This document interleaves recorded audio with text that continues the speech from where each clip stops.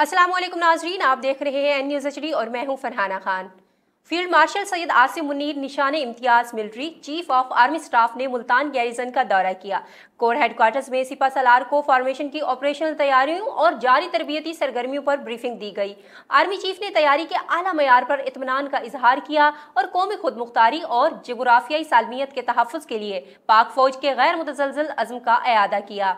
बादज़ां army chief ने इल्मी और समाजी हलकों के नुमाइंदों से एक इंटरेक्टिव सेशन में मुलाकात की, जिसमें उन्होंने कौमी यकजहती, सिविल मिलिट्री हम आहंगी और मुकम्मल कौमी हिकमत अमली की अहमियत को उजागर किया ताकि हाइब्रिड खतरात का मौसर तौर पर मुकाबला किया जा सके और मुआशरती हम आहंगी को फ़रोग दिया जा सके।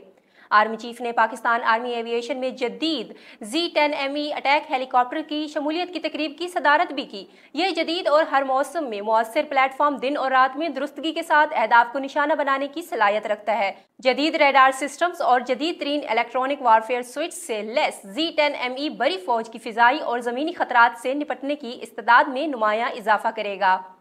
बादज़ां आर्मी चीफ ने मुजफ्फरगढ़ फील्ड फायरिंग रेंजेस में नए शामिल करदा Z-10ME हेलीकॉप्टरों की फायर पावर का अमली मुजाहरा भी मुलाहिजा किया।